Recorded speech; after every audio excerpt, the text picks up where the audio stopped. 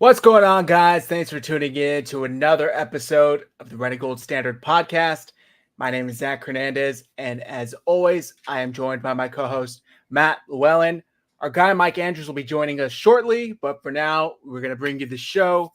We got a great show planned for you guys this evening. We are, my math is correct, 58 days away from the first 49ers preseason game.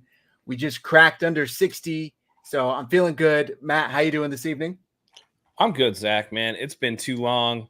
It's just, start, stop. It's one of those. It's been kind of that off season, but we got a lot to talk about, particularly with mandatory OTAs going on. Maybe touch on a little Madden 25 cover. There is some stuff going on in the 49ers land that we can definitely touch on, but it's good to be back here with you, man. Let's jump into it. How are you doing? I'm doing good, man. I'm doing good. Starting to get some heat out here in the Bay Area. Not happy about that, but that just means we're closer to football, so that's all right. Yeah, we lost power here last night for about 2 hours, but I think the heat's gone for at least a week, so that's all right. How are you living? Like in terms of what was the high? Yesterday was 96. Whew. Today though, it dropped like 15 degrees, and the high today was 80. So okay, I'm looking at my app right now. 88 is the hottest, and that's a week from Friday. So it's doing all right. It's cooled down a bit. I'm not a hot weather person. I can't stand it. So yeah, I'm in SoCal wine country, so it's really hot. Like it's gonna get really hot during the day, and it's still like really, it was like 84 degrees today, but overnight it'll drop into like the low 50s. Ooh.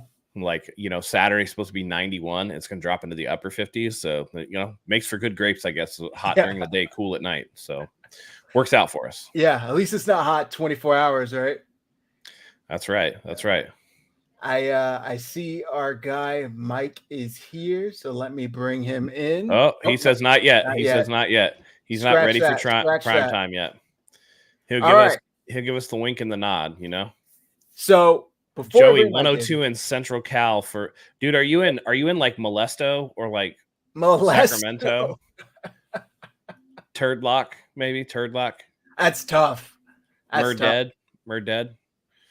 The heat's I will stand on that. Once you are out of school, summer sucks. Like there's no good maybe that's just me. There's no good parts of the summer, in my opinion.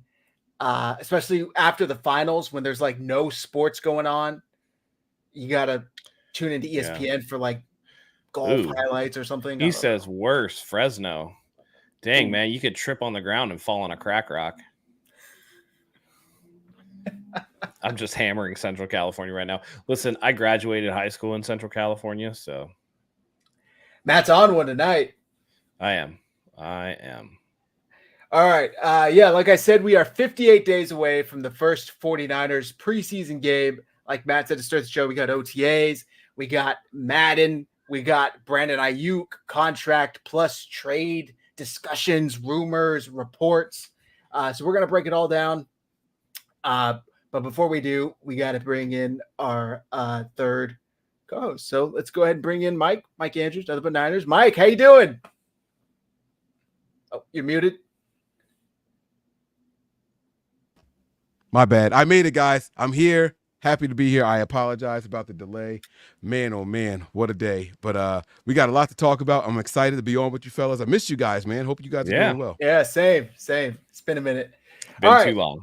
Let's get right into this. There was a, report from Brock Purdy saying that he feels better than ever, going into this year's OTAs and this offseason. And come to think about it, I mean, this really is like his first full OTAs and offseason as a starter.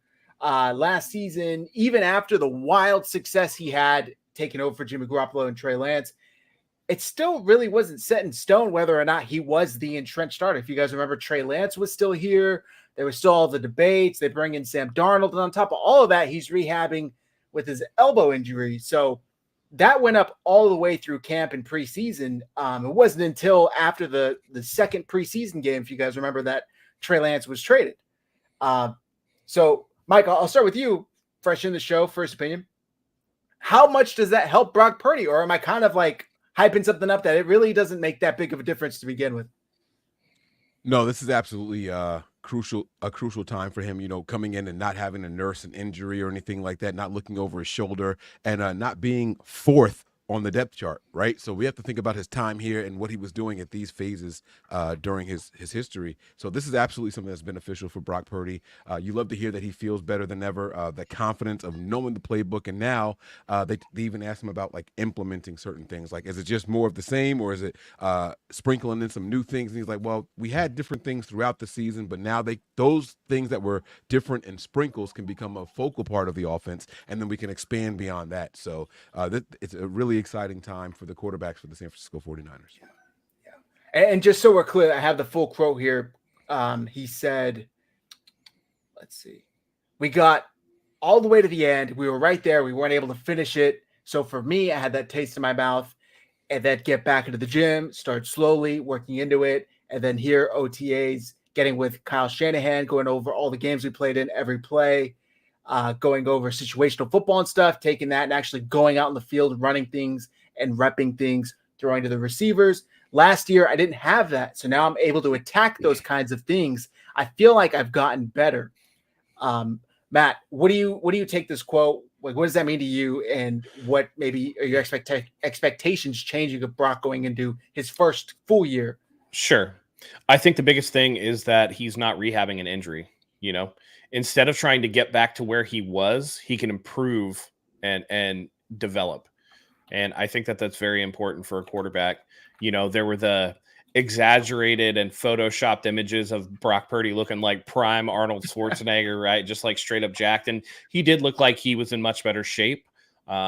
But that's going to help, a full NFL offseason. And instead of rehabbing, you're actually training, that we always talk about the guys that come in maybe a little bit undersized, but then they get, an NFL training camp and a ham sandwich, and all of a sudden they look good.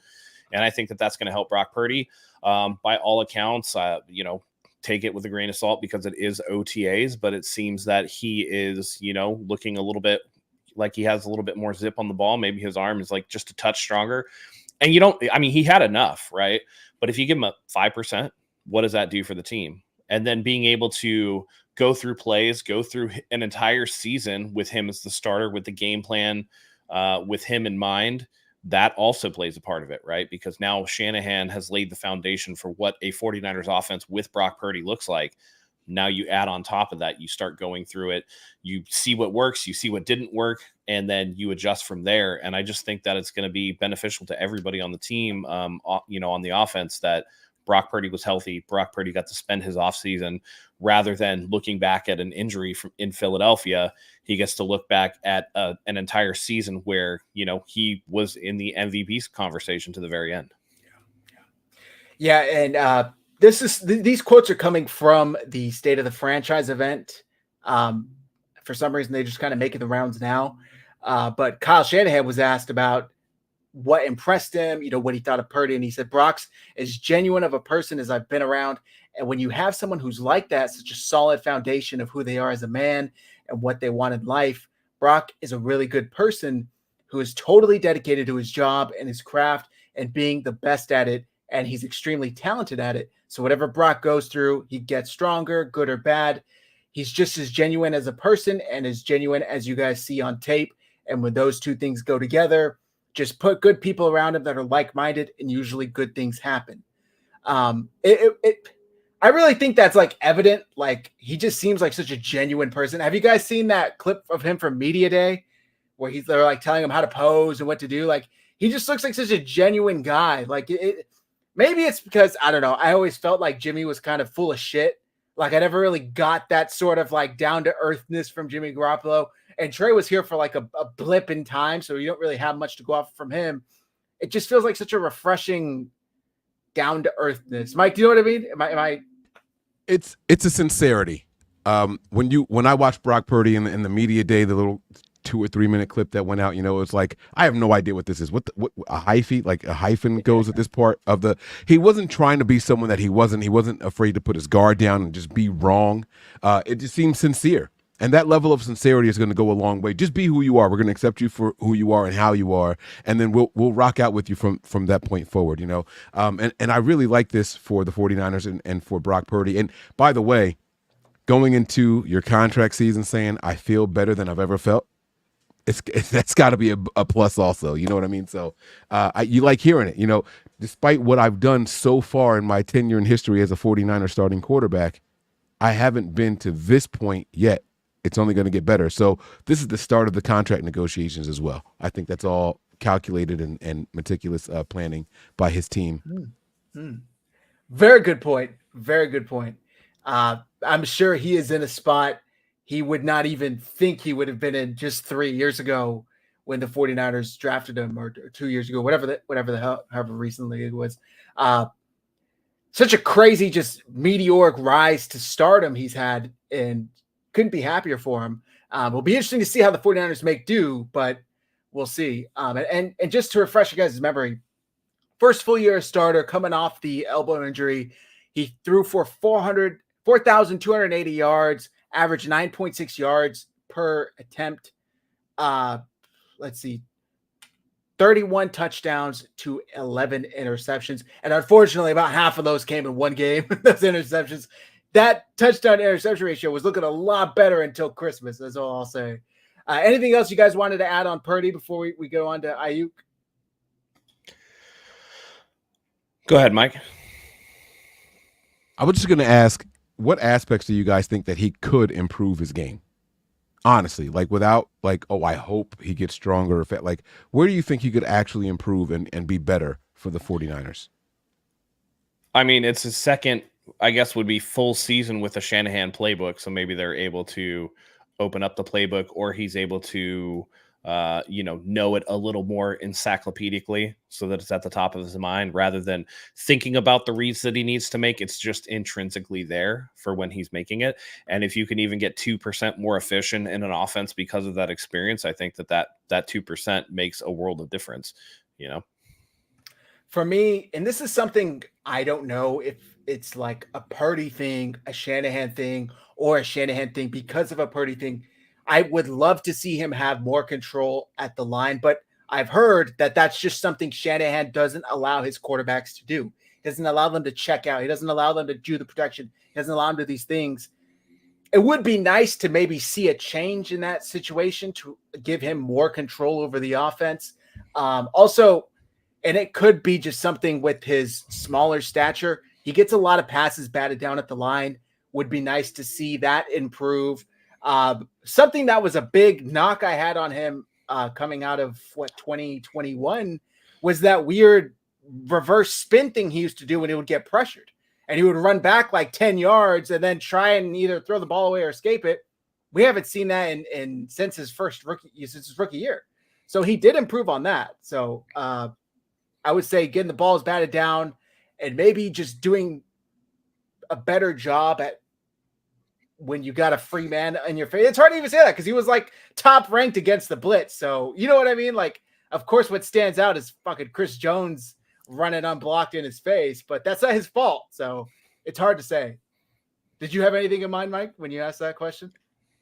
No, because I've been overall very pleased with Brock Purdy, and I don't think that he's a finished product. I just don't know what areas I could possibly expect him to improve in. I feel like we're putting a little bit too much pressure on the kid. You know what I mean? Like, what else do you want him to do at this point? And so I wanted to get someone else's opinion on it. He's been very good for the 49ers. He's not perfect by any stretch of the imagination. And, you talked about the whole spinning left and rolling out and all that stuff. And the one time that I do recall him doing it was a touchdown across the middle of the field to Brandon Aiyuk. So while we were saying, hey, don't, it was like, oh, good job, right? Like you did it. Good job, but don't do that again.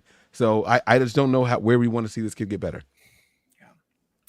By the way, yes, rest in peace, Jerry West. The logo unfortunately passed away today. Oh, wow. I didn't know that. Yeah.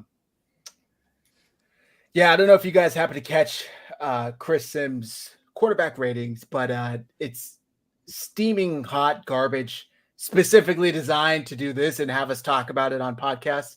But he had Purdy below like Baker Mayfield and I want to say he had him like 17th or something like that. Wow. So here's my question, right? Because there's other quarterbacks that are on loaded rosters. So what happens if what happens if Caleb Williams has a solid year, 3,800 yards, 32 touchdowns, 11 interceptions? Are they going to blame it on his supporting cast? Like that is asinine. Right. At what point, like, what do you have to do as a quarterback to say, hey, I am just as good as the supporting cast around me or better? That's a good question. I would have said be an MVP candidate, but apparently that didn't change it last year. By the way, in the divisional game, what was the lead for the Packers? What do you mean? Like the biggest when lead they played the 49ers, game? what was the lead? What was the lead they had? The Packers? 7 or 6? I think I don't even know if they had that many. I thought it was a close game, right? It was a close game. One-score game. All right. So what happened in the fourth quarter? We walked away from him. What did Jordan Love do? 2 picks. Interception. How the fuck is Jordan Love 4 spots ahead of Brock Purdy? Oh, I see what you're doing there. Yeah, never understood that. How is Aaron Rodgers, who played 4 plays ahead of Brock Purdy? 39 years old with an Achilles tear. I understand what Rodgers is historically, but 39 with an Achilles tear, and so he's above. Baker Mayfield, what'd they do? Brock Purdy beat Baker Mayfield, right? Brock Purdy beat Kyler Murray. Trevor Lawrence. Did he beat Trevor Lawrence? Did he beat Jared Goff? Did he beat Jalen Hurts? Did he beat Dak Prescott? Yeah. Did he beat at what point? Like, how many of those quarterbacks ahead of him, other than Patrick Mahomes and Josh Allen and Lamar Jackson, got more MVP votes than Brock How many Purdy? of them have won more playoff games than Brock Purdy? Like, I know that's not the ultimate argument, but it's like at some point, all of this counts as something cumulatively when you're ranking everything, taking everything into consideration. And if you notice the category he has Brock Purdy in, it's good but questionable. Thumbs up, but hand on chin thinking face. In the same category as Baker, Kyler, Tua, and Geno. Mm-hmm. It's wild. It's wild. I'm just gonna point out who had the lead in overtime of the Super Bowl and the fourth quarter. By the way, did Brock Purdy give up those leads or not? Every time he left the field, man. Every time he left the field, Niners had a lead. Yeah. I'm just saying, like at some point or another. And by the way, this was, after the Dre Greenlaw torn Achilles. This was after Christian McCaffrey fumbled with the 49ers running towards the end zone on their first possession, right? Yep. This is with a patchwork offensive line that the 49ers still really haven't addressed. That everybody talks about the skill positions that Brock Purdy has, but name me a guy on the offensive line, and Trent Williams aside because we traded for him or whatever, that the 49ers have put any capital into whatsoever. Name me a guy. Banks with a second-round pick? Aaron That's Banks, their highest guy? Spencer Burford. Those are 2 drafted guys. Right. Spencer Burford was what, 4th round? McKivitz. Oh, no one's high though. If that's what no one's high. What I'm saying is when you look around the league at some of these guys, Patrick Mahomes has multiple first rounders on his line. Yeah. Right? Joe Burrow, multiple first rounders. Justin Herbert, multiple first rounders. Mm-hmm. At what point does Brock Purdy get a little credit for a weaker offensive line? Because the 49ers offensive line has been their biggest bugaboo, and we've talked about it, and they don't put anything. They don't put anything into their offensive line. It's not going to happen. Yeah. Mm-hmm. I agree. He's not going to get credit for that, though, right? What was the big criticism in the Super Bowl that they couldn't score the touchdown? Was the fact that Brock Purdy was pressured on all of those throws in the red zone inside the 10-yard line, right? Like, so he gets 2 more seconds, right? He can hit Jennings on that out, or see Aiyuk on the backside who was open. And not for nothing, tell me one thing C.J. Stroud does better than Brock Purdy. And I love C.J. Stroud. I'm an Ohio State fan, right? But when I look at those 2 guys, they're the same guys, just with different complexion. I have no idea what C.J. Stroud does better than Brock Purdy to make him 10 spots ahead of him on any. No, not 10 spots. I would say C.J. Stroud probably has a little bit better arm. Yeah, that's it. That's literally it. That's it. And by the way, C.J. Stroud ain't playing with scrubs on his offense. He has some damn good receivers. At all. Yep. Yeah. And he got richer. Is he going to get penalized for having Stephon Diggs this year? Yep.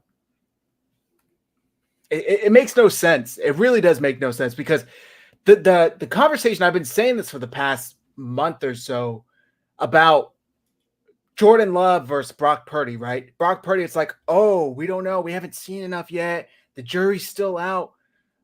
Jordan Love's been in was this his fifth This year? is gonna be his 6th year in the league this year. Yeah, it was his 5th year in the league, right? Jordan Love is on his 2nd contract now. Yeah, and he finally plays, and he looks like shit for half the season, if not more. And then the back end of the season, going into the playoffs, he looks pretty good.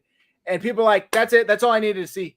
Next, the Packers can't keep getting away with this. They go from Favre to Rodgers to Love. They can't keep doing it. It's like, yo, but at the same time, you're telling us, hold on, we haven't seen enough yet from Brock. Like, nobody's saying he's the next Joe Montana, but we can at least say he's top quarterback. He's not 17. You can't put him in the bottom half of starting quarterbacks in the league. That's ridiculous.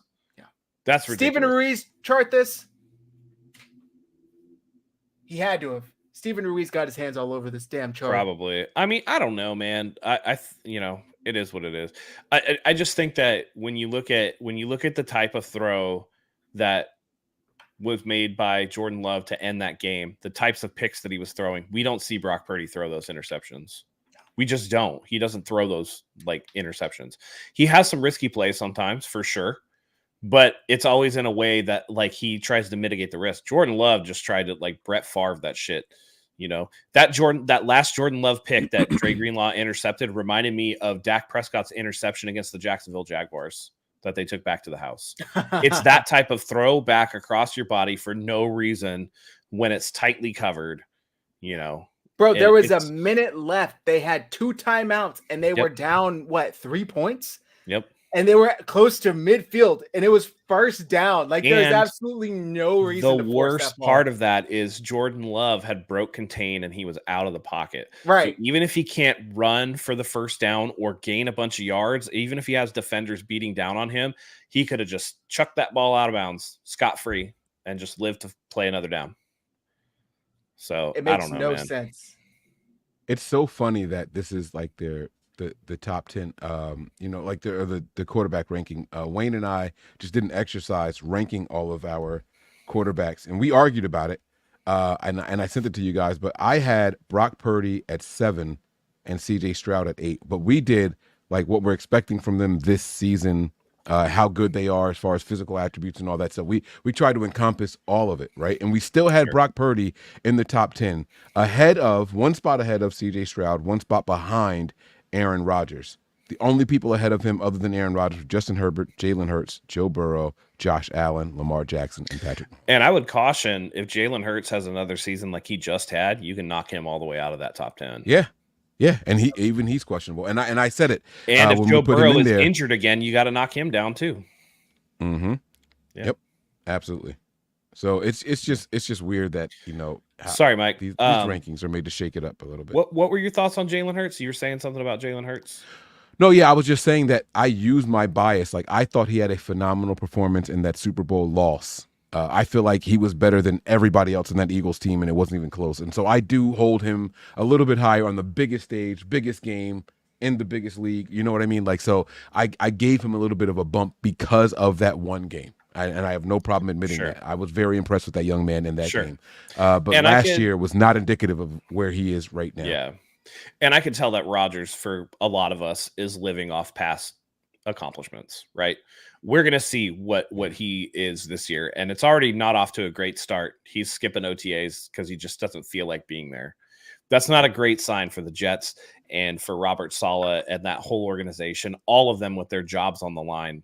And Aaron Rodgers is like, nah, I think I'm going to go on another nature retreat and like find my spirit animal or something. I don't know. I'm pretty sure he's at like an RFK.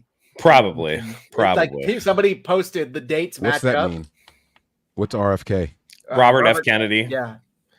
Because there was a thought that RFK would name him like his running mate for president or whatever. There were rumors. Yeah. So I'll tell you what, it bodes well for the Niners since we played them week 1. Let him go out there and be as free and mushroom and flowered out as he wants to be, and then come in a little rusty. And you're already coming in barely playing in the last 2 seasons, so I'll take it.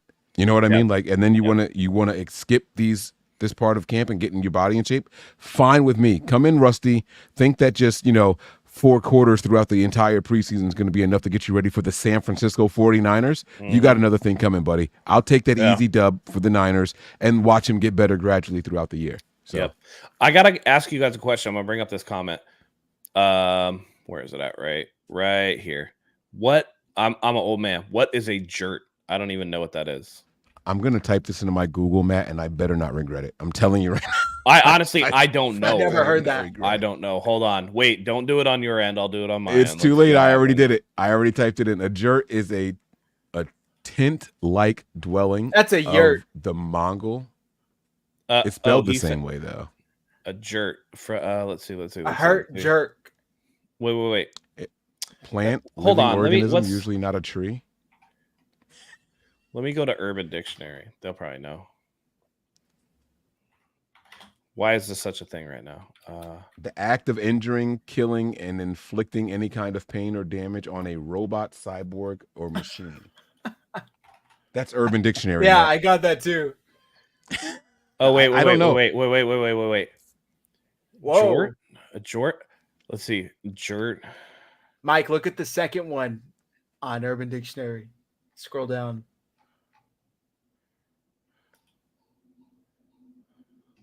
No one likes a jort. We got real sidetracked. Yeah. Let's assume he meant a hurt jerk, as Terradome says. Sure. There we go. I mean, he kind of did seem like maybe Kyle Shanahan had cut him off.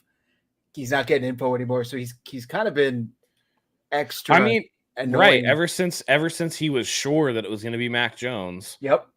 Who, by the way, he thought was going to be the second best quarterback in that? Or no, it was Zach Wilson. He thought was going to be the second best quarterback. Or no, was Zach Wilson his number one? I think he was. I'm pretty sure Zach Wilson was his number one quarterback. Yeah. Oh, there you go. He meant jerk. Okay, well, Big Daddy Niners, thank you for sending us down that rabbit hole. I thought at my old age I was like missing some new age slang. Now we can use the word jerk if we want to, Yeah. This reminds me of something completely off topic, but I sent it in the 49ers Hive chat the other day.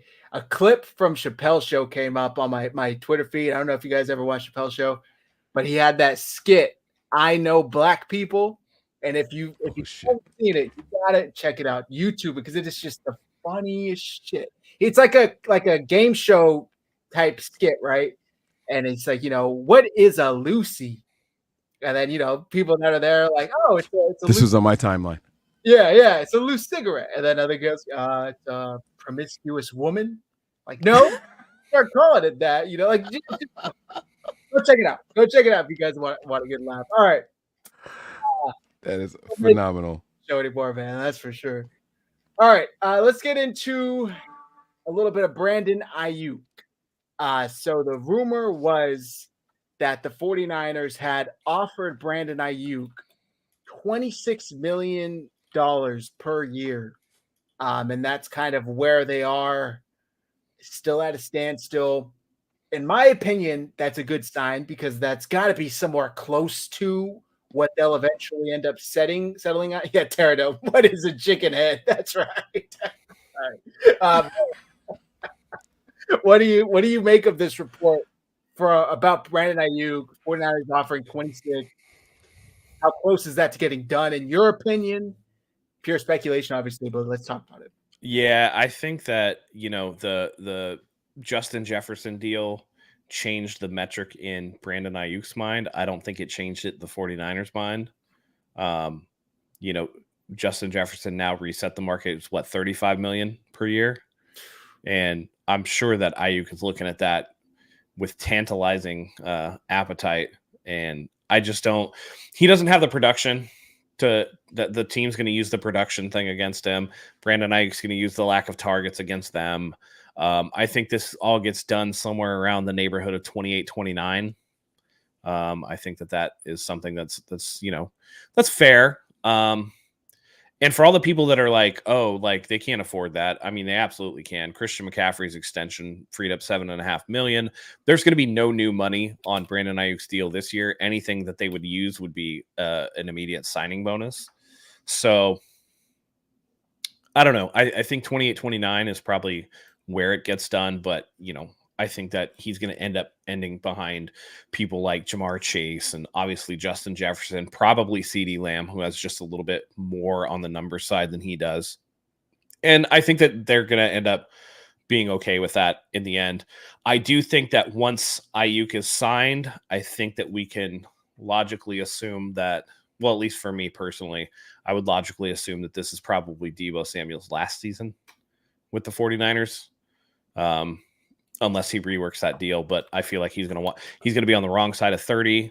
And his play style is just not sustainable. Going back to that Super Bowl, he pulled up with the hammy, and he gutted it out, and that's admirable and that's great. But at the end of the day, it's just too much of that from him. And as he ages, that's going to get worse, not better. So I would pay Aiyuk and make sure that he's happy to stick around.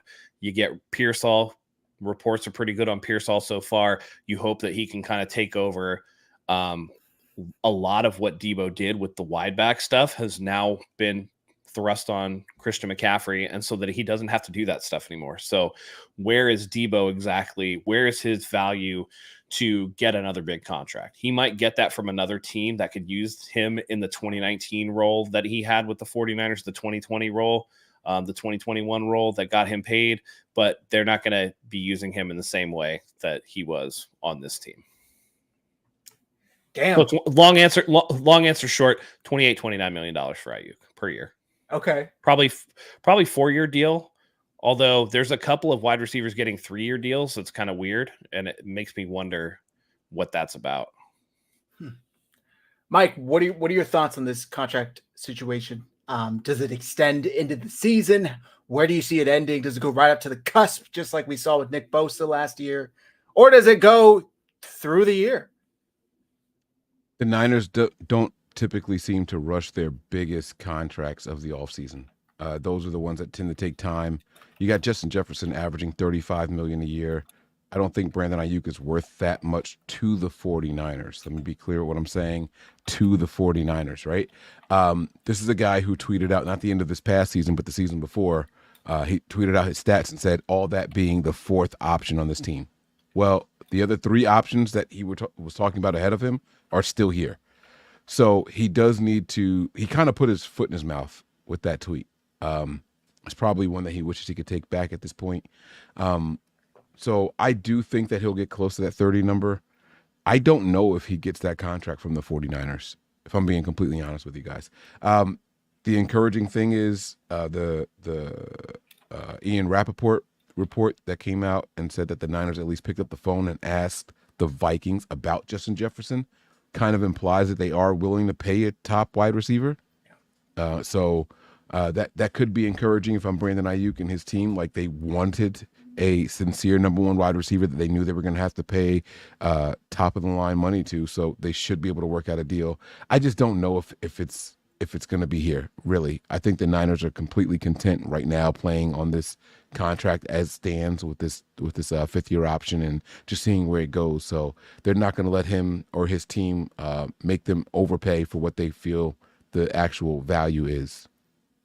Yeah, I think it's interesting because with Deebo, with Fred, with George, with Nick last year, all these players who kind of had a contentious offseason going into their extension, you never really heard people like Mayoko bring up the possibility of, well, maybe it doesn't get done. Maybe the 49ers just kind of stand pat and say, thank you for your service and good luck. And he was on, I believe, on KNBR, and I have this quote here. He said, this one just feels a little bit different because they've already paid all these guys. And at some point, the money or the cap space just kind of runs out. And when you have a team full of really good players, teams can't keep everybody. And you just kind of wonder what's going to happen to Brandon Aiyuk. Do they really want to pay him the going rate for wide receivers? Or do they think maybe that money can be allocated in other areas? bracing for Brock Purdy's big contract. It'll be really interesting to see how all this plays out. It's entirely possible that they don't sign him to a long-term contract, let him play out the final year of his deal and see where it goes from there. Maybe kick the can down the road a little bit. I would argue kicking the can down the road to this point has hurt them way more than it's helped them. How many receivers just since February have gotten a contract? Like, that price tag went up so quickly, in my opinion, because he wants at least an average of like the top three. Justin Jefferson, he's a different animal. He's not going to get that, right? I think he knows that. But Devontae Smith got a contract. Amon-Ra St. Brown got a contract. I'm sure there's like 5 other receivers that I'm not even thinking of. What's his name? Who went from Ridley? Ridley got a contract from Tennessee. That's not an extension. That's just a free agent contract. I just think the price went up because the 49ers chose to wait. Do you guys disagree with that? Or do you think it would have been the same price either way? Why is it that the 49ers chose to wait? I think that's just historically what But why isn't it Aiyuk as well? Because if I'm Aiyuk, I'm not signing before Jefferson signed. I know what Jefferson's going to do. That's Jefferson's fair. going to reset the market. I'm going to sit there and look at what my contemporaries are getting. And if it's somebody that I'm close to, you know, like an Amon-Ra St. Brown or somebody like that, then I'm going to try to get a hair above them. I already know what Justin Jefferson's going to get his, and that it's not going to be that much. But there was no rush for Aiyuk to sign, because we all know what happens, right? When you're the first to sign, you're going to get the least out of that group. That's a good point. That's a phenomenal point. That kind of counters what I said with him putting his foot in his mouth at the end of the previous season, right? It's like, oh man, I shouldn't have said that. So how do you counter that? Wait for the market to be reset and said, okay, I'm not him, but I'm there in this area. So where the ceiling was before is now where he'll probably end up being.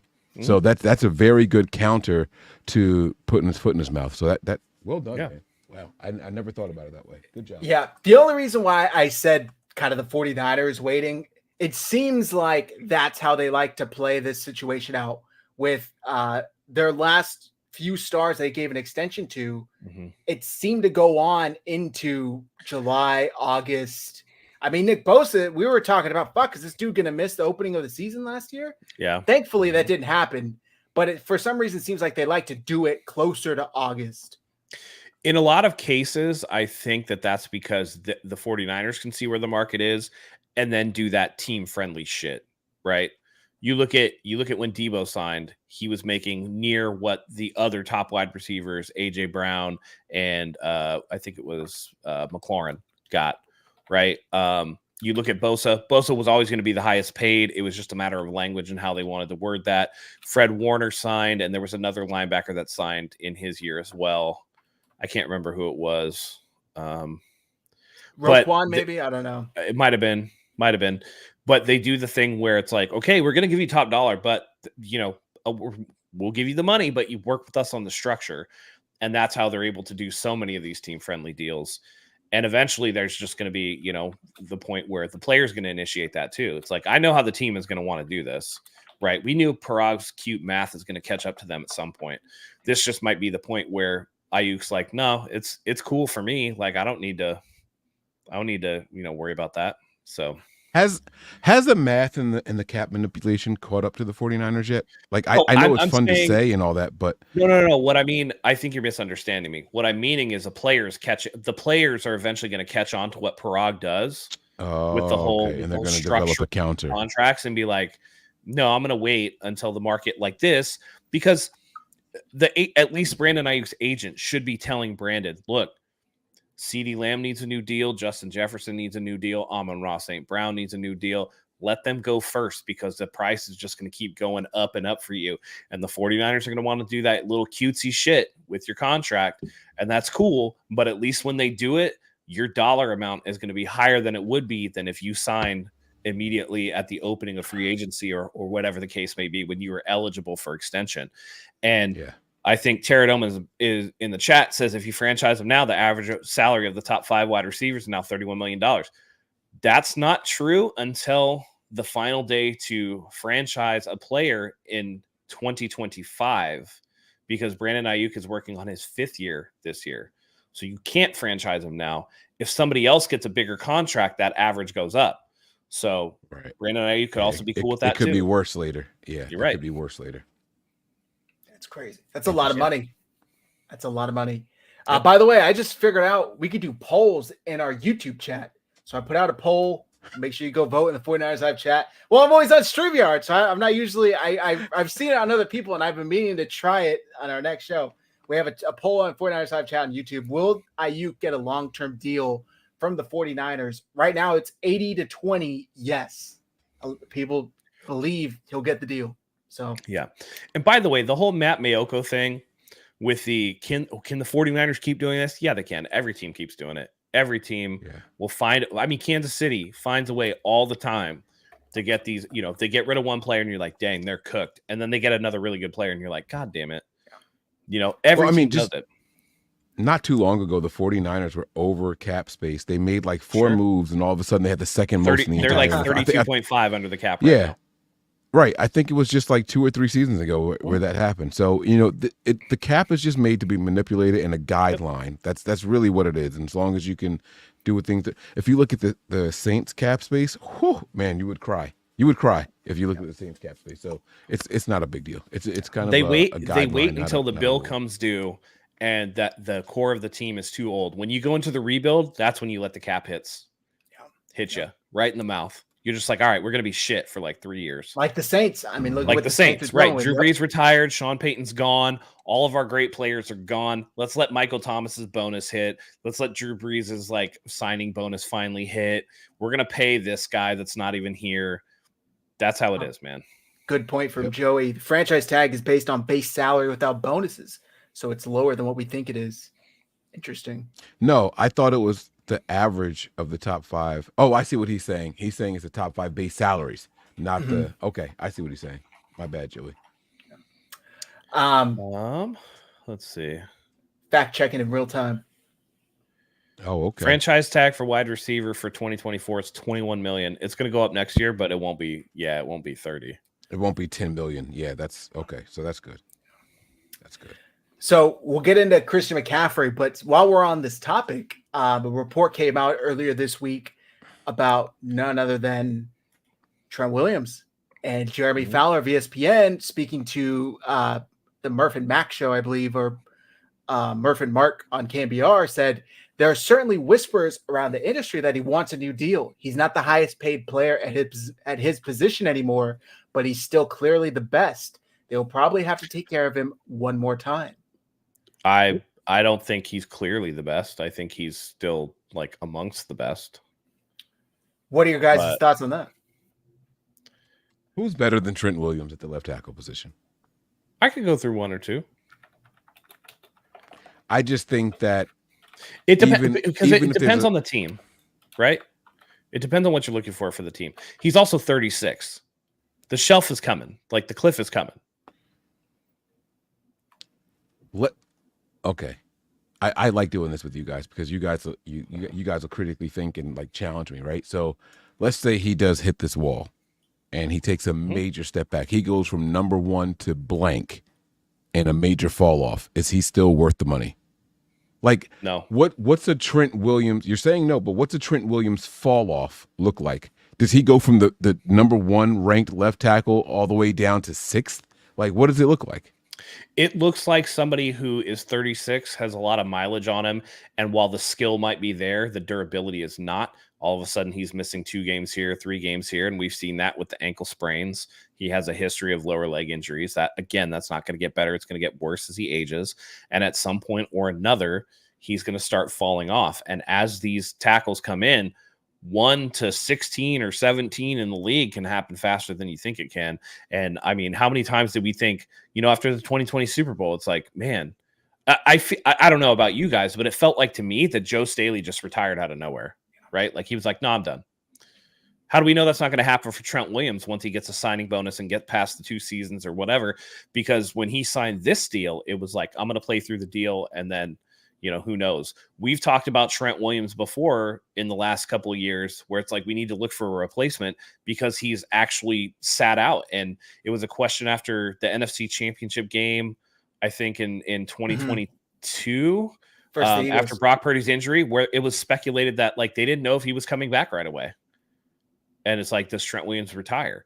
So I have a problem with 36 and I'm not saying that Trent Williams is not a great player today, right? But much like my thing with Aaron Rodgers is living upon a past legacy, who knows what he's going to do this year? At some point, Father Time is undefeated, and you're going to need to replace him and it might not be a drop off in pure ability. It might be a drop off in a little bit of ability, a little bit of durability, and then all of a sudden, you're not as effective as you once were, in a way that materially hurts the 49ers when you look at the other 4 spots, because Trent Williams carries a lot of weight on that offensive line, right? Like he gets out, he blocks, he does all the things you ask him to do. And that's why, as of right now, number 1, but in terms of like, I'm not looking at just today. I'm looking at who is going to be your next left tackle for the next 4 or 5 years. I don't know that he's going to be there 4 or 5 years. I don't know if he does the Andrew Whitworth in place till he's 41. I just don't know. Trent Williams is also, I guess it depends on how, I'm sorry, Zach. You're good. I didn't mean to do that. I was going to say with Trent Williams in particular, we're looking at his physical age versus football age, right? Like he sat out or missed 2 or 3 seasons with the Washington Commanders, right? I would say also he also had cancer. So remember that as well. That wreaks havoc on the body in a way. Yeah, but the cancer was here. It was literally here, and here. It wasn't the treatment. Yeah, but the way that they treat that is very toxic. I'm just gonna say, cancer treatment wreaks havoc on the body for sure. I mean, it kills everything to kill the cancer. So yeah, but I think, in my opinion, this is good news because it kind of puts to rest the whispers that he is on the verge of retiring. If he's talking about give me a new deal, I mean, look what the 49ers just did with McCaffrey. He's a running back. He just had his best season on the best season with the 49ers. He had 1,000 yard Carolina. But great season. Top, led the league in rushing, is the cover of Madden, offensive player of the year, MVP finalist till the end of the year. And they gave him an extended deal, or they reworked his deal, gave him more money, lowered his cap hit for the next 2 years. Like, if they could do something similar with Trent, and I'm fine with it, yeah, maybe it's a little more, but I don't think we're going to see such a steep drop off. It would be concerning if the drop off is him missing games. I didn't think about that until Matt said it. I was thinking more of like performance. He's still there. He's just not his full self. But we haven't seen that at all. Like, he looks like he's still himself. He's gotten beat maybe by like the speed rushers more often than he used to. But I still think I'd be more than happy with the 49ers extending him, reworking him, whatever they do to make him happy. And I was just recently talking about Trent and his inability to play a complete season, right? Even with Washington, I think he had just one, maybe 2 full seasons under his belt, but they never made the postseason.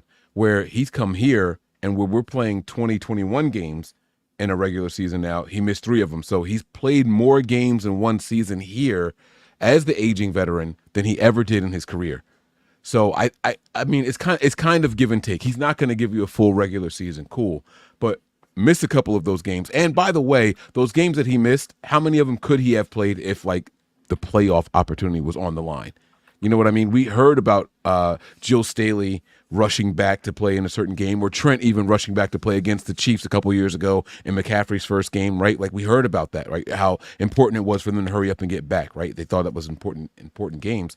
What if that was the case this past season where he missed those 3 games and we happened to go 0-3 during those games, right? If it was like the end of the season and playoffs were on the line, would he have been available then? So I think that they kind of baby those guys because of the age and because of them knowing how good those guys are. I just think that he's a little bit more durable than what we actually think he is. I think that his body is in better shape than what we think it is. And then we also have to include this. If we're looking at it just face value, I completely get it, and I absolutely understand, right? There's not a ton of people playing at 40 years old in the NFL. All positions included, right? There's not a ton of them.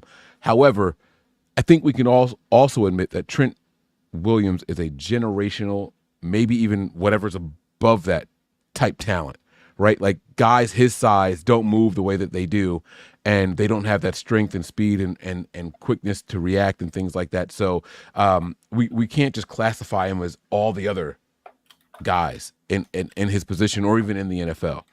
Like there was something that made Tom Brady special. There was something that made, that makes Trent Williams special. And so to try to group him in with the rest of the group, it's just not quite the same for me. So I don't know. The fall off is going to happen. Father Time is undefeated. You can't fight age, you can't fight fate.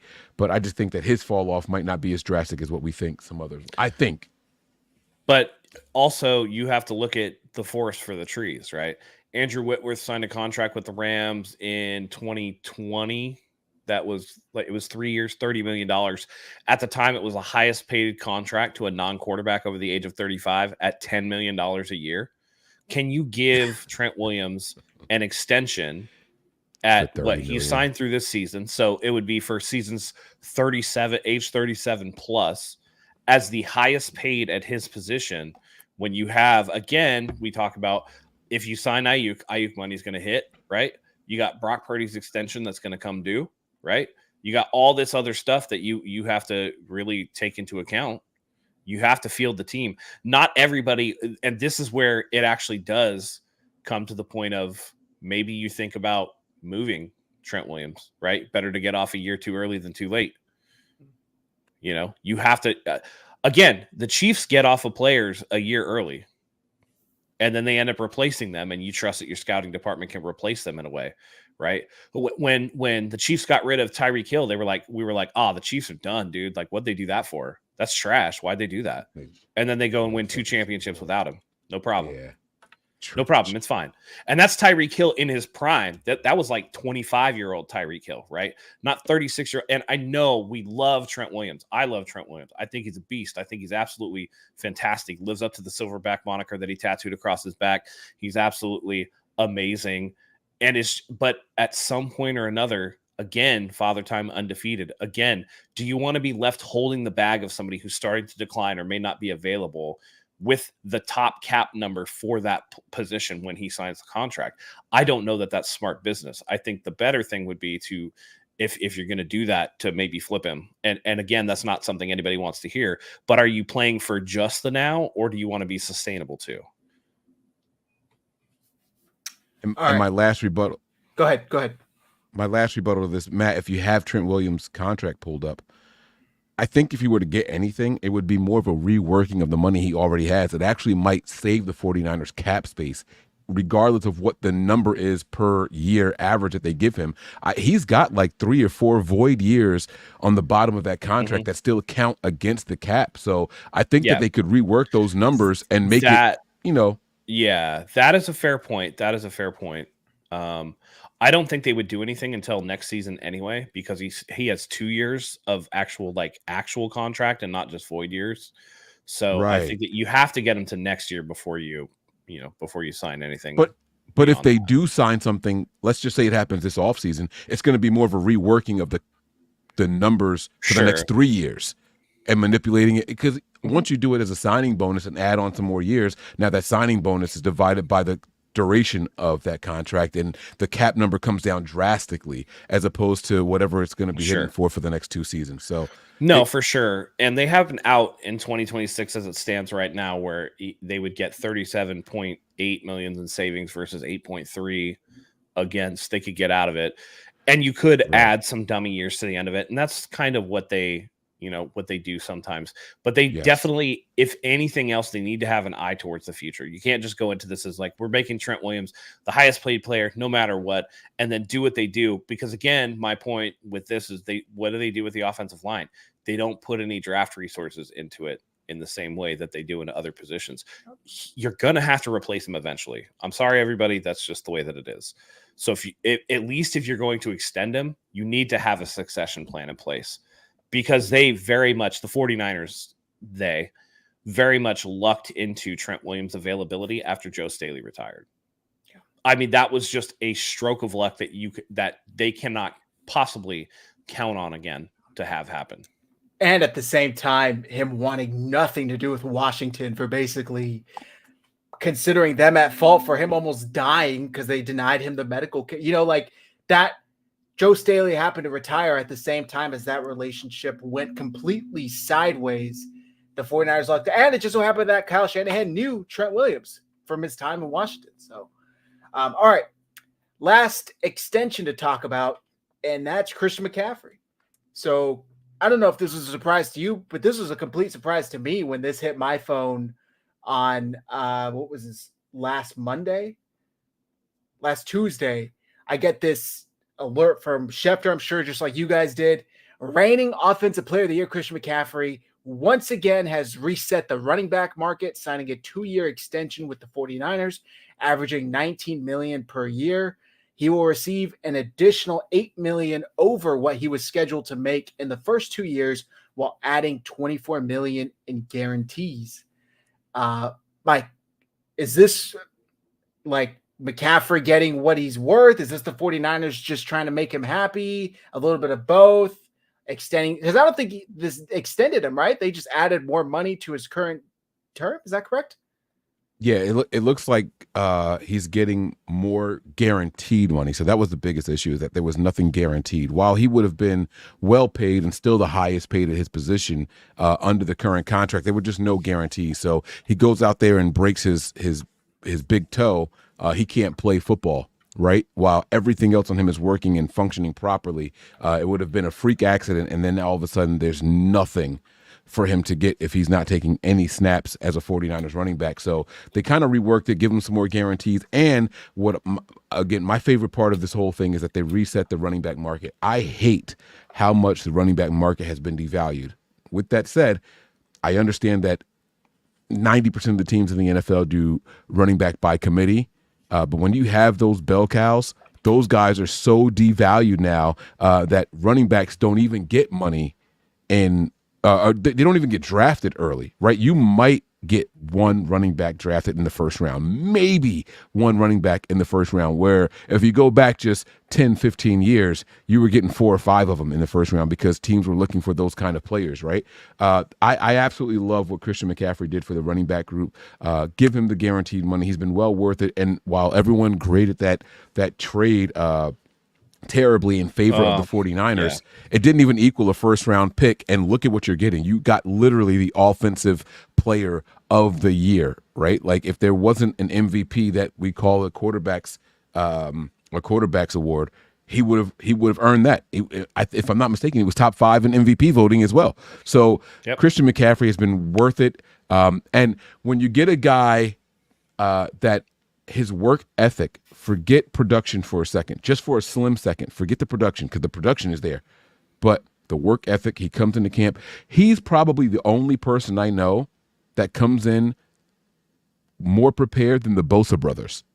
And the Bosa brothers are notorious for their work ethic outside of, the facility training and things like that. And he puts them to shame, in my opinion. This guy is robotic in what he does and what he brings to the table and preparation and all. So if there's anybody that deserved it, it was absolutely Christian McCaffrey. And I would be saying that even if he wasn't a San Francisco 49er player. So I think kudos to him. Good job for him. And he absolutely deserves it. Yeah, get those guarantees in there and make him feel comfortable. He already puts his whole body on the line. Kyle Shanahan will tell you quicker than anybody else, we have to protect him from himself. We don't have to protect him from wear and tear. He wants to stay out there. And so this is great all the way around, in my opinion. Matt, what's your take on this extension? It gets Christian McCaffrey, again, a little bit of upfront money that he deserves, but it also leaves the 49ers an out. The last 3 years of his deal are void years, 28, 29, and 30, 2030. They could really get out from under this contract in 2027, which would be Christian McCaffrey's age 31 season. They'd be able to, eat about $5 million against $22.4 million in savings. So they could definitely, they have a way out from under this, but it puts a little money, like Mike said, in Christian McCaffrey's pocket, gives him a little guarantee. I would hesitate to say that this will reset the running back market. However, for me, I think that the market, this is one of the few markets that's kind of gone, at least stayed static, if not gone down. I wouldn't expect a lot of other running backs to be able to get this deal just because of somebody pointed out Alvin Kamara is still the second highest paid running back in the NFL. The 6-year, $90 million disaster that was Zeke Elliott's contract. You just don't know. And again, we talked about Trent Williams' cliff. Running backs have a cliff like no other. I mean, running backs go from like really good to really shitty really fast. I can think of a bunch of them. Chris Johnson, 2,000-yard season, like 3 years later, he's washed. Right. Alvin Kamara at the time that he signed it. Oh man, this guy is one of the most versatile backs in the NFL. Like now it's just like, oh, he kind of sucks. We're waiting to see that with some of these other running backs. We'll see if they hold it up. But time after time after time, I mean, listen, when Zeke Elliott signed his deal, we were like, dude, he's a beast, man. When he was young in the league and he was out there just cracking dudes, just 5-6 yards to carry because he was able to do that. And then now it's he's back to, I think he signed his contract's what? $2 million or whatever for a reunite in Dallas. Couldn't walk away from the Captain Crunch. Yeah, I mean, and then they had to sign him because the guy that they had to replace him, Tony Pollard, wasn't able to do anything after the leg break. And I don't even think, is he still there or is he gone? He's gone, right? I don't know where Tony Pollard is actually. Didn't he sign with Tennessee? I think he signed with Tennessee. Signed with Tennessee. Yeah. Let's see. Tony Pollard is currently with the Titans. Tennessee Titans. Yeah. And did absolutely nothing in the absence of Zeke. It kind of reminds me of what's the guy's name behind Austin Eckler? When Eckler was in there, he seemed like he was going to be a valuable option. And then when Eckler went down and you had to become the guy, it just didn't work out for him. I can't remember. That's a good question. Does anybody know? Right. Yeah. Look, Collie points it out too. Todd Gurley, Jamal Charles, washed out quickly. Dude, one of my favorite running backs back in the day, Priest Holmes, washed out real quick. But Eddie George guys washed out real quick. I don't know about Eddie George's work ethic, but Todd Gurley, bad knees. Jamal Charles was a one-trick pony. He was just speed. He had nothing else but speed and one cut, right? Kind of like, who Jamal Charles was? He was Raheem Mostert before Mostert, right? So as long as Mostert possesses that speed, cool. As long as Jamal Charles possessed that speed for the Chiefs, cool. But once that speed started to diminish a little bit, he kind of went away. That's not Christian McCaffrey's game. Christian McCaffrey can run routes. I think you're misunderstanding me. I'm saying don't expect Christian McCaffrey's contract to reset the running back market because Christian McCaffrey is a unicorn. But it did reset the market, though. But position is still the position. But no, other players they're not going to give what McCaffrey got. They're not going to get what McCaffrey got. Wait. So you're telling me that if McCaffrey got this contract before what's my man's name with the Ravens now from Tennessee, the big dude, Henry. Oh, you're telling me that Henry doesn't. You're telling me Henry doesn't get another $5 million a year if McCaffrey signs his contract before he signed? Derrick Henry. I think he does. Yes. I think Derrick Henry would have. It's bad compared to Christian McCaffrey's. It's terrible. But he signed before McCaffrey, which is kind of my point. $8 million per, and you're talking about an extension worth $19 per for Christian McCaffrey. Right. Derrick Henry's not getting that. Derrick Henry is older than Christian McCaffrey by like 3 or 4 years. Okay, but he's not getting that. Who else does what Christian McCaffrey does in the NFL? Right. Wait, you're right. Because you're talking about a 1,000 guy. You don't think that Derrick Henry would have broke $11-12 million a year if Christian McCaffrey signed this deal before he signed?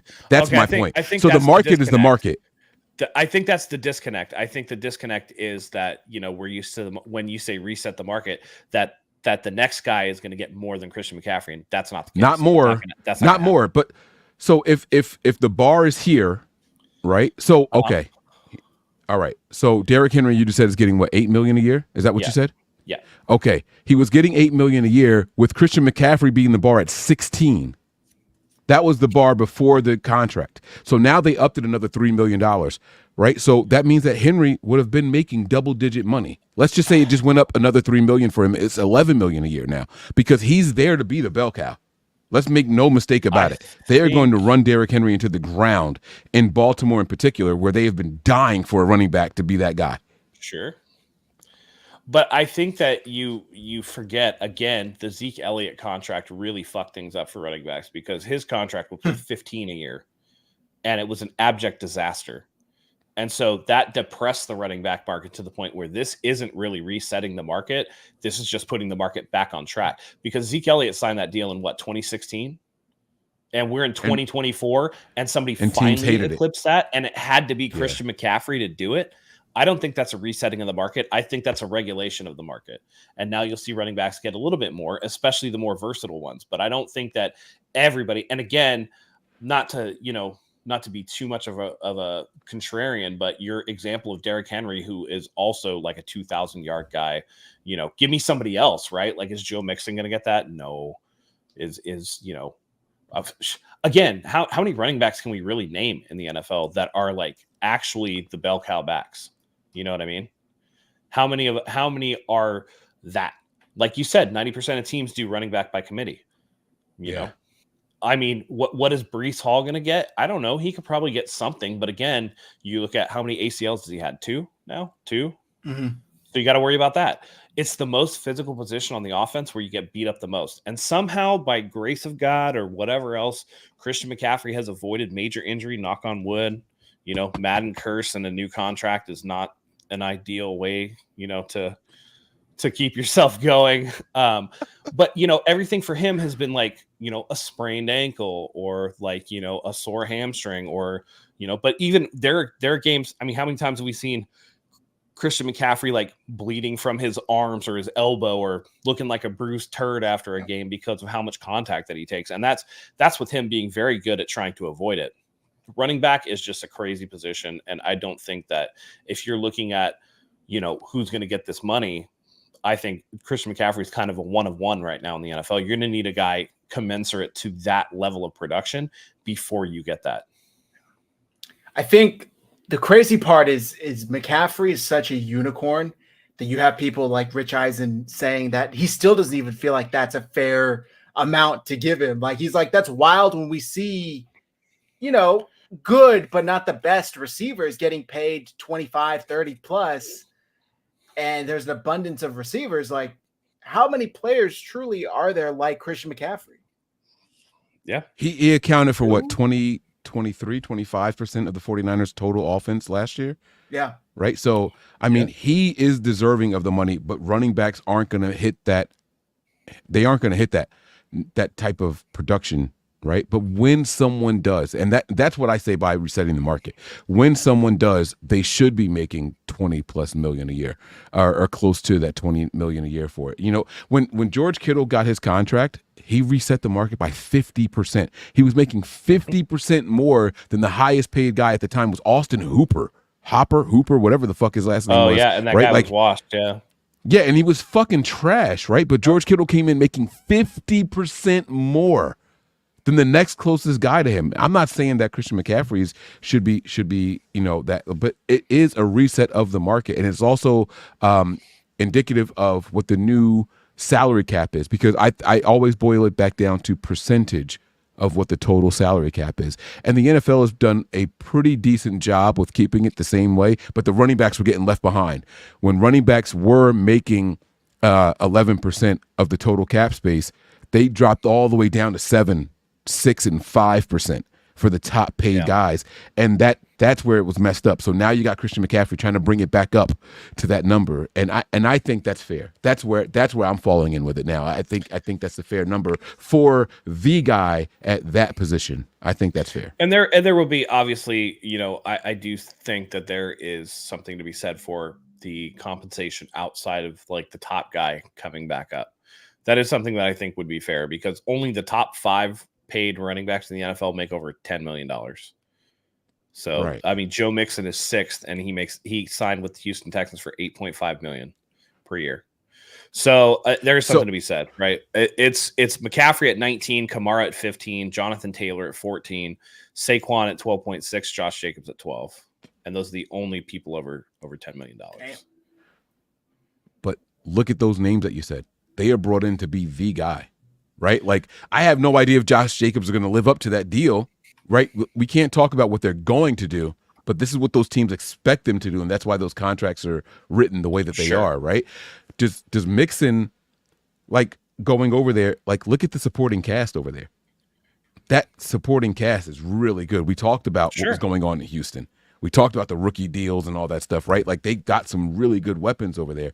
I just don't know if it's the same like that. And Christian McCaffrey got that here. Listen, I would just caution, because again, those albatross running back contracts, and I will say that Alvin Kamara looks very much like that. Alvin Kamara, who's never rushed for 1,000 yards in his entire career, and whose total yardage last year was less than Christian McCaffrey's rushing yardage last year.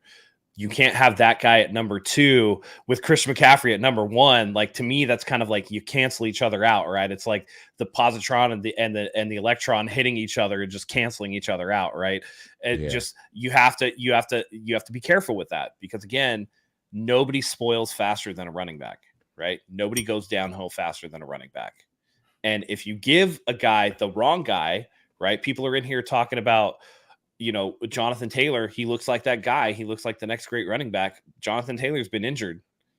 Yeah. So you have to watch out. You have to watch out because of the nature of the running back position. And you're running through the offensive line where who knows if you get cleated, stepped on, somebody falls into your leg.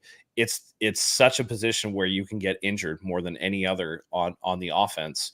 I think that, it's very hard to really invest a lot in those guys. It's safer to do quarterback, who they tend not to get injured despite the last couple of seasons. Left tackle or right tackle, it's your cornerstone, right? And then your wide receivers who you work in space and who aren't going to take as much punishment as a running back. So running back, I feel like they deserve more money for sure. I just don't know how fast the market is going to allow for that, given the concerns with longevity. Which is just wanted to do a hat tip to Matt for using the word albatross and not being related to golf, because that is the only time I've ever used that phrase before. And most people in the golf world don't even know what an albatross is. So kudos to you, man. Good. That's a 2 on a par 5. Yeah. Yeah. 2 on a par 5. Very good. Yeah. Look at, or a hole in one on a par 4. Man. Yep. Good shit, man. I like that. Oh, dude, golf is so fun, but I'm terrible at it. I love it though. But the video games are great. I will play anybody in the video games. That's my shit. So, yeah. Well, it was a hell of a week for McCaffrey, because he was also revealed to be on the cover of Madden 2025 or Madden 25. Madden 25, yeah. First 49. I thought it was first 49. Apparently, Garrison Hurst did it in 99, I think. That was the international version. That shit don't count. Okay. Nah, fuck Europe. F that. Fuck Europe. Nah, man. He also had it. It wasn't. Garrison Hurst also had it for a game called Game Day, which was just as popular as Madden back in the day. And then Madden just ran away with it. Sony 989 Sports for sure. Yes. That one I will count, but I'm saying it's the first 49er on a Madden cover that actually counts, because nobody fucking bought Madden in Europe, dude. Like, right. You give me the sales of Madden 99 in Europe, and I bet you they're not good. This, by the way, I'm gonna buy the physical copy of this version. I don't even want to play Madden that much. Now, shout outs to NCAA 25, which looks fucking awesome. I'm gonna play that game, but Madden maybe not so much. But I do. I'm buying this one. Yeah. The last Madden that I have has both Brady and Mahomes on the cover. Oh yeah. I am physically buying this one, and I am not going to open it, and then I'm going to buy the digital version. And play for that. The PlayStation. Yep. Yeah. Exactly. Yep. Oh, you're gonna get it on PlayStation? Absolutely. 1, all right, Mike. We're gonna have to roll some head to head. I'm not good, so you're gonna smoke me, but we'll do it, and we'll do it live for everyone to watch. Hell yeah, let's do it. All right, that's all I had on the agenda for tonight. Is there anything I missed? Anything you guys wanted to talk about? I do want to ask you guys a question. Yeah. Have you guys watched the Nick Sorensen pressers? Like, what do you guys think of him so far? Like, other than looking like Matthew McConaughey on hiatus, like, what do you guys think about Nick Sorensen? I think he seems like a down to earth guy who knows his stuff, but he seems a little uncomfortable in front of the media. Maybe like he doesn't really have that sort of gear to put it in to have that public persona. But I guess all it really matters is how he is come Sunday. So I don't know. I think he knows his stuff, and I think the players like him. And hopefully that's all that matters. Matt, I don't know if you've watched any. Yeah, he comes across as a guy who is not used to people giving a shit about what he thinks publicly, right? And articulating that is not his strong suit. He looks to me like he's a football guy, and so he's not as articulate. But I've learned through both Dan Campbell and Jonathan Gannon to not put too much into what the press conferences are, because you could go way of Nick Sirianni and come across like an absolute douche canoe, or you could be a guy that seems kind of corny like Jonathan Gannon with a, are you riding the bus to wherever, to Pensacola or wherever the fuck he was saying, but whose players clearly, with a lack of talent, clearly play hard for him. So to me, if the players like him and he knows what he's doing on the field, I don't care if he's the most awkward dude in front of the camera. I mean, listen, we used to always have a laugh about how awkward Mike McDaniel was. You know what I'm saying? Like, all of his pressers are just weird. To this day, they're still weird. He says crazy stuff. But does that matter if the job is getting done? I don't think so. Not everybody has to be polished, right? It's Kyle Shanahan and John Lynch's job, and really John Lynch's job, to be the polish on this group, right? John Lynch is the smiling face of the front office, like most general managers, right? The coach tries to do that, but you all know that they're really, gruff or don't give a shit or whatever.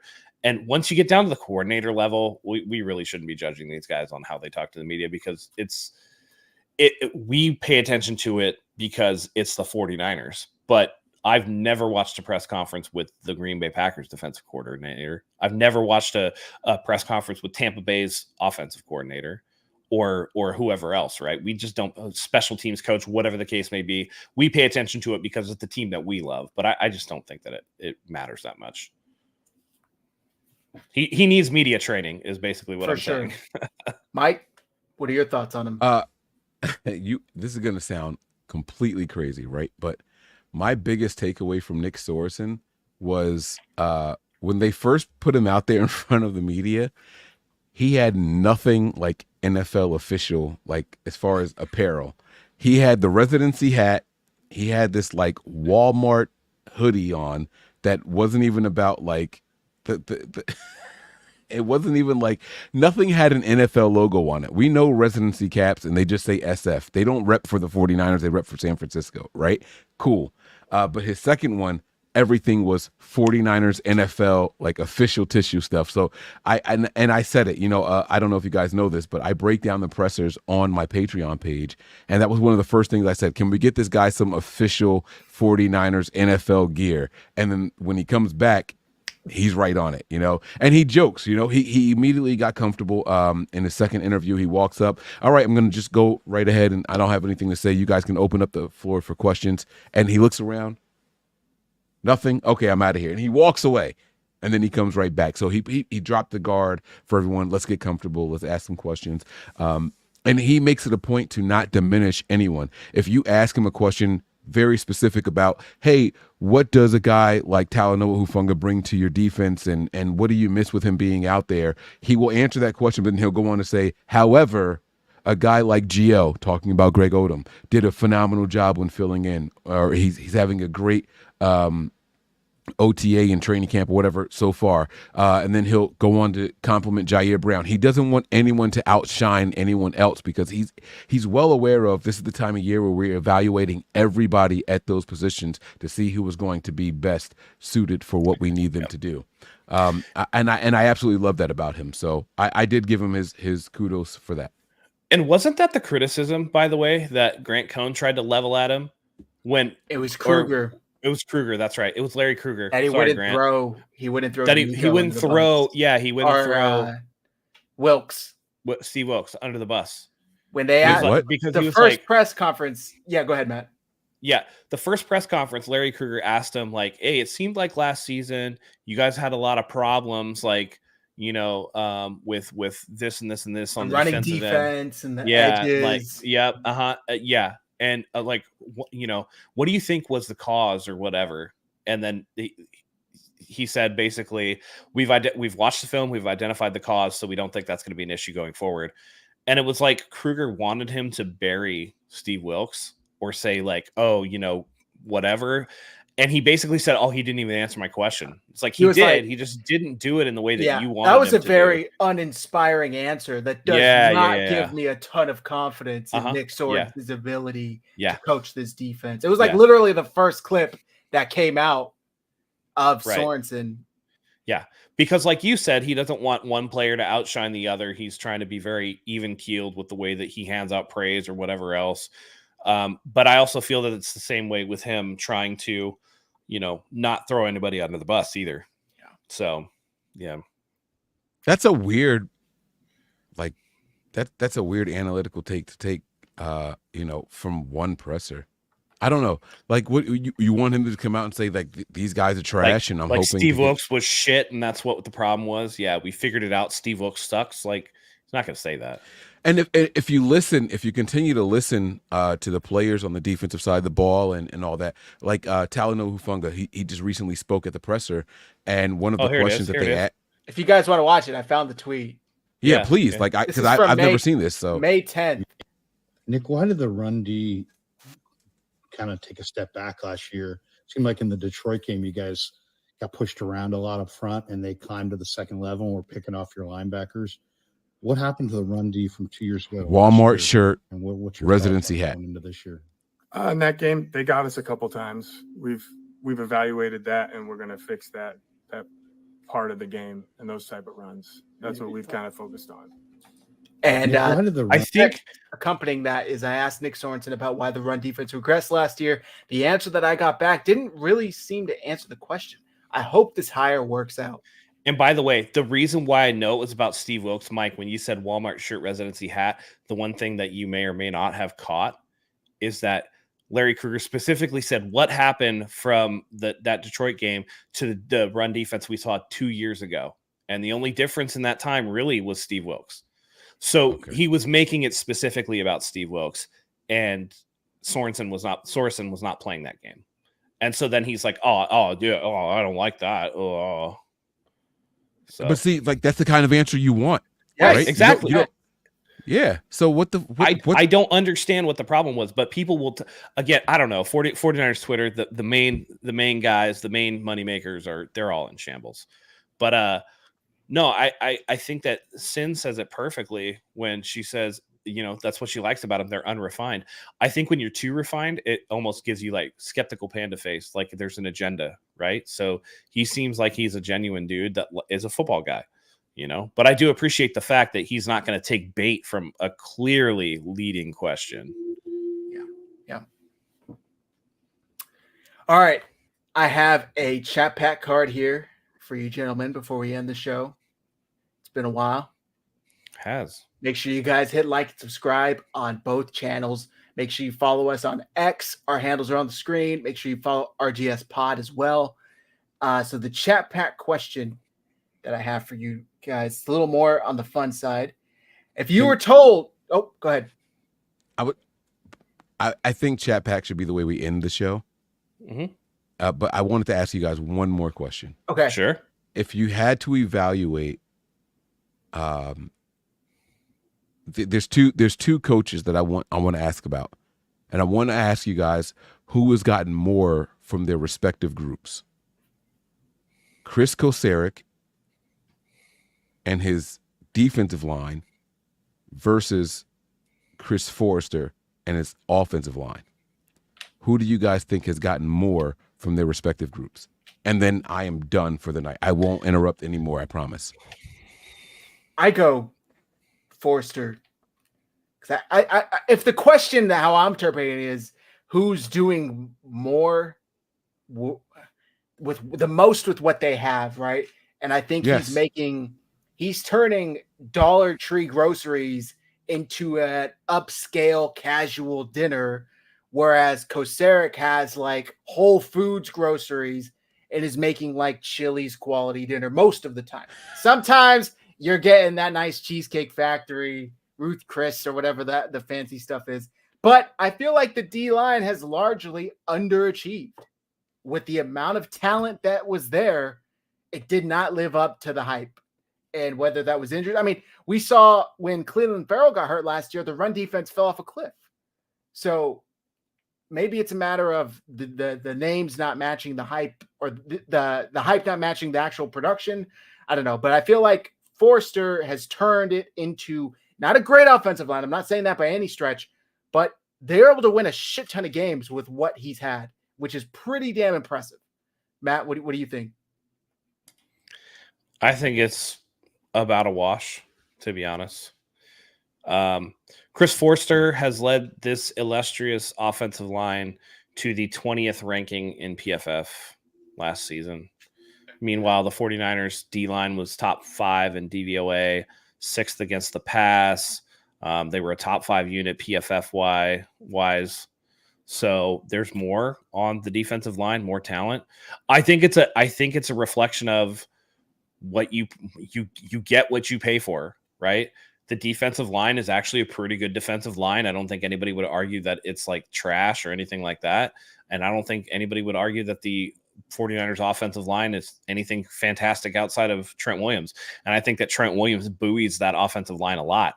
If you take Trent Williams out of that game, maybe it's one of the worst in the NFL, because they're certainly not getting. Listen, my eyes tell me that Colt McKivitz is dog shit, right? My eyes tell me that Colt McKivitz is dog shit and that line is not great. My eyes also tell me that the defensive line against the pass is actually really good, and teams change their offense to combat that defensive line. They use a lot of screen passes, a lot of swing passes. They use a lot of delayed handoffs to counter the 49ers philosophy in that where they were running that wide 9 to press your ears back and go after the quarterback. That's going to lead to them over pursuing, and those cutback lanes will be available, which can help explain some of the run issues, although they are kind of, and actually the wide 9 actually does explain a little bit why they're soft up the middle as well. So it's just, there's the talent that you put in versus the talent that you don't put in. And then there is how you game plan accordingly. I think it's all a wash, because if the 49ers put top 10, resources into the offensive line, I do think that the offensive line would be a lot better than it is. And I think that if you ignored the defensive line would be a lot worse than it is. I think that too much is made into trying to give one guy a lot of credit or denigrate another guy because it fits a narrative that you want to have. I know that's kind of a cop-out answer, but that's just kind of where I'm at with it. I respect it. Okay. Do you have an opinion on this, Mike? I do, but I don't. It's not what I wasn't trying to do. I think Chris Kocurek is probably one of the most overrated guys on this roster, if I'm being completely honest with you. I think that, like what you said, Chris Forster is shopping at Aldi's. I don't even know if you guys have Aldi's out there in the West Coast. We do. Whatever yeah. You do. Like, okay. So, like, you got to pay for your shopping cart and hope to get your quarterback, right? Like, I think that Chris Forster is making something out of absolutely nothing. And the players that he has that are top at whatever are aging out and, run down and all that stuff. If we invested half of what we invest in the defensive line, I think the Niners would easily have a top 10 offensive line if Chris Forster is calling the shots. And I think that the biggest disappointment has been the defensive line production. But I digress. So, all right. We got Armstead's overpaid ass out of here, so let's see what happens now. Yeah, All right. I mean, I don't know, man. Chat pack time. If you were told that you could watch only one television show a week for the next 12 months, which show would you choose to watch? I have mine. Real quick, 49ers were 7th in the league in sacks last season. Just want to point that out. They had 48 sacks last year. You don't think that's a disappointment?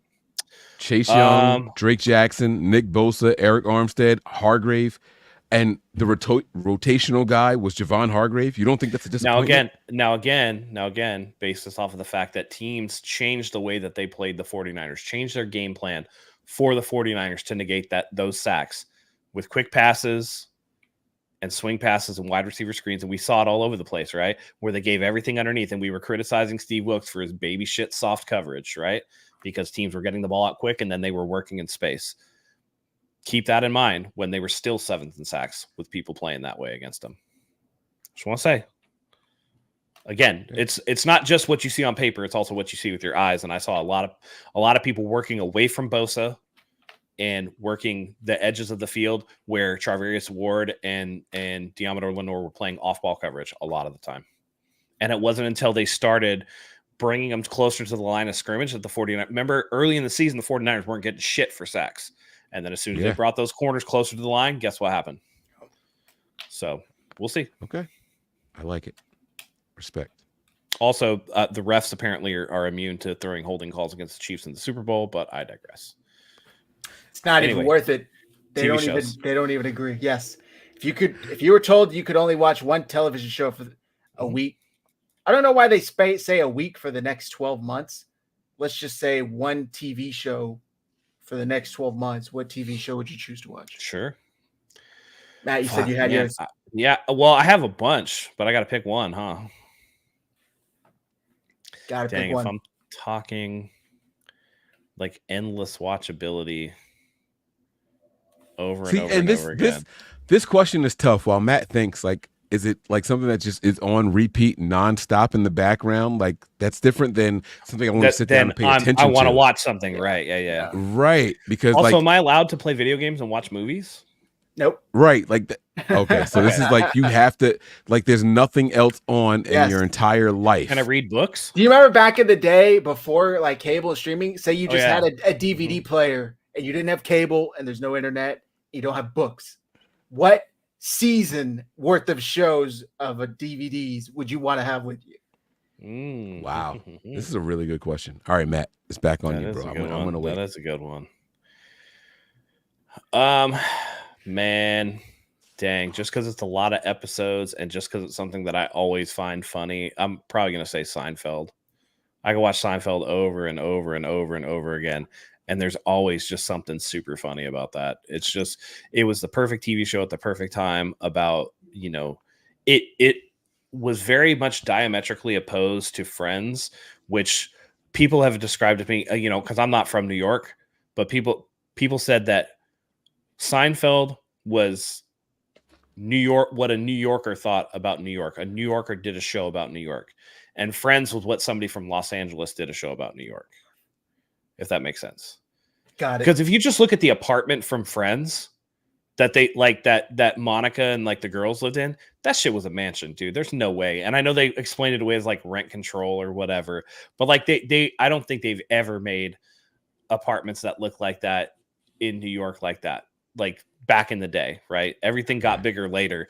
And then you look at Seinfeld's apartment, and it's like this little ratty ass 1-bedroom piece of shit, like living room, kitchen. It's probably like 500 square feet total. Yeah. And that makes much like he's got his bike hanging up in his bathroom or like right outside his bathroom or whatever. You know what I'm saying? Like it is legit. Like, he looks out his window and calls down to the street and there's like a bodega right across the street. Like it's real New York shit. You know what I mean? As opposed to Friends, which is just like, everybody has a car and we all do this and that, it's, I don't know. I could do Seinfeld over and over and over again. I like that. I like that. So with the TV shows, if that's all I'm going to be taking in, TV and music kind of go hand in hand. Like when you walk out, you turn it off and you go into your everyday world, the emotions that are coming across from the show are kind of going to carry you out until you experience something else. I was deciding between Game of Thrones, Sons of Anarchy, but I'm going to actually go with Big Bang Theory because it left enough to think about, more laughing, kind of what, Matt was saying with Seinfeld and things like that. I think I'm going to go with Big Bang Theory over it all, just because it gives you a more well-rounded range of emotions than, like Game of Thrones. I would be like, oh, I can't wait for Joffrey to get killed. Like I want to get rid of this guy. You know what I'm saying? Like Sons of Anarchy, it's like, man, I might be walking around violent and angry if I'm watching this all day, every day. So I can't do that. I can't do those kind of shows. I have to do something that has a little bit of levity and a little bit of comedy and involved in it. So I'm going to go with Big Bang Theory if I had to watch one show for an entire year and nothing else. I'm stuck in between two, and I think I'll go with Parks and Rec because it's just a really funny, pleasant, uplifting show. Is that Is that the cop show? No, it's No, Parks like and Rec government, is like a comedy show about like a little. I think local it's government. Ohio, in Ohio, or something like that. Indiana. Yeah, it's some small town in Indiana. I need to get past that. The first season is rough for me. Wait, Yeah, I it heard they gets better. I heard they It gets reset better. it, kind of did a soft reset after season 1. They bring in Rob So- Lowe, and yeah, Zach, I don't understand what. So what? it's What just exactly about is it this about? group of local government employees. They're at Parks and Recreation Department in Pawnee, Indiana, and it's like a sitcom of all these coworkers, kind of like The Office, I guess, but in like a more heartfelt, less what's the word I'm looking for? Cynical type way than The Office. Like it's a lot more pleasant and uplifting. But it was between that and Lost. Because I don't know if you guys ever watched Lost, but I feel like my brother and I got the bird flu back in like 2009 when that was going around, the H1N1. H1N1. Yeah. You caught that? You had it? My brother and I both got it. I was like 14, and we watched. Gotta stay out of the fucking wet markets, dude. Yeah, I know, right? Those pangolins, too good. We watched Lost and Heroes from start to finish. Oh, Heroes, yeah. All while we had the fever in the living group. But you could watch Lost 1,000 times, and I feel like you would get a different interpretation out of it each time. Like it really is one of the best shows ever. And I haven't seen it in probably 15 years, but I could watch it today and still be just as amazed by it. So, So go ahead. I have a sincere question for you, and I've never seen Lost, and this is why I'm asking. So I fell in love with this show called From, and apparently it's the maker or writer of Lost, and he uses some of the cast, and it's basically about this.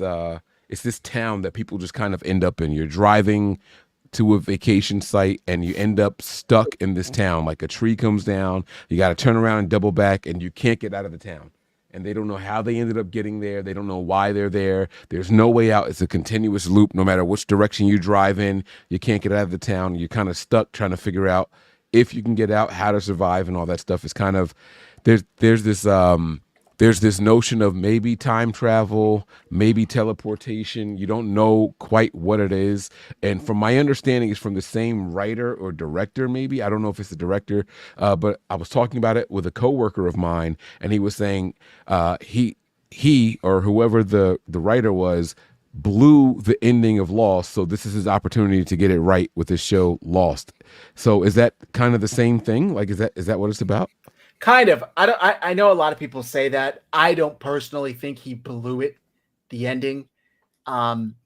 It's just it's spanned so many seasons that it calls back to so much shit from like the first couple of seasons throughout the last seasons that not everybody really remembered. But if you had like a week to just watch it straight, like you would probably understand it a lot more than the people who just like we're watching one episode a week for a couple of months at a time. And then we're like, what the hell? That didn't make any sense. It just ended. Like people really act like it was like Sopranos type ending where it just cut to black and it didn't make any sense. I think it made sense, but some people don't. But that's the good thing about it is that it really is the type of show that like you could like write a thesis on what the hell it actually meant. And there's like, a bunch of YouTube videos that go into deep dives about the actual meaning behind it, what this symbolism meant, whether there was more to the story than what met the eye. It's really good. If it's on Netflix, or I think it's coming back to Netflix next month. If you got a month or two to kill, check it out. Yeah. Shout outs to a couple honorable mentions for me. One is Supernatural. That's 15 seasons that I can just like fucking watch over and over and over again. And then I'm a big fucking nerd, so Star Trek: The Next Generation, I can watch that over and over too. Supernatural's great. Supernatural's awesome. Dude, have you seen that episode where they essentially... Mike, do you know what Supernatural is? I think I've heard of it. Is this the one brothers, where people have like random superpowers? No, Supernatural is it's about two brothers who hunt monsters. So like vampires, warlocks, like ghouls, demons, whatever. It's 15 seasons. It's really cool. Really, really cool. But there's an episode where they get sucked inside of an episode of Scooby-Doo. Dude, oh my God. Scooby Natural is the fucking funniest episode. It gets so crazy. What? It's So so it, good, Mike. it sounds like Charmed, but with guys. So kind of. It starts out trying to be like kind of a serious freak of the week monster thing, and then it gets to such a ridiculous like place that they start to very much tongue in cheek the whole thing, and it becomes so much better once they realize that no, this is actually like a comedy. Like this is a comedy show. The Ghost Racers episodes where they're like in like Ghost Hunter like type. Shows come at me, bro. Yeah. Oh my god, it's so very good. like meta. There's like it's very meta. There's like running jokes about how like the main character loves to eat pie everywhere he goes, and 68 Impala. Like there will be a point. So one of the main characters' his name is Dean, and in every episode he's just shoving something into his face while they're having this like serious dialogue. He just starts eating, and it's like a meta joke of the community. But it's 15 seasons. It's like 300 and something episodes. It's really good. I really enjoy it. Great show. It's a great show. All right. Without further ado, that is tonight's show. I smell dinner is ready for me. Speaking of shove in your face, so I'm going to go eat some dinner. Like I said, our handles are on the screen. Make sure you follow us. Make sure you hit like and subscribe on both channels. Nothing but Niners, 49ers Hive. Thank you, everybody, for checking out the show tonight. Mike, I'm sure the folks already know. Let them know where to find you. Let them know, check out that Patreon. Yeah, absolutely, man. YouTube has completely banned me from monetization and some of the things that I'm allowed to do. So I am going balls to the wall, for lack of a better term, on Patreon. So make sure you guys are there. Patreon.com/NB9ERS. We have revamped our subscription pages.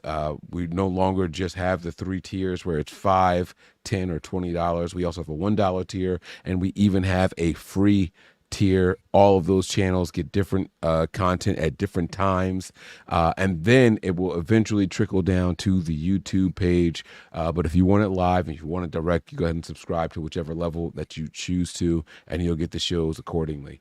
So patreon.com/NB9ERS. And if I fail my appeal in August, I would say that the YouTube page is going to shut down. However, it'll still exist, but Patreon is going to be the only place where you can get nothing but Niners content if I fail my final appeal. Damn. All right. Well, patreon.com/NB9ERS. It is on the screen. Go subscribe. Go support Mike. Brings you a ton of content every week. So, it's worth it. All right, Matt, please do us a solid. Take us out. Yeah, dude, what a fun show. What a way to get back into it. Lots of good 49ers talk. Pretty ridiculous chat pack going on. We had some nice discussion about contract extensions and all that good stuff. And this is just the tip of the iceberg, right? OTAs are here. It's June. Next month is training camp. Like, we're already going to be back in the game. So I'm looking forward to it. I want to thank Zach for hosting, doing a great job as always. Mike, you're the man. We love having you here. And we love having all of you out here. So for Zach, for Mike, for myself, thank you as always for joining us. And until next time, go Niners.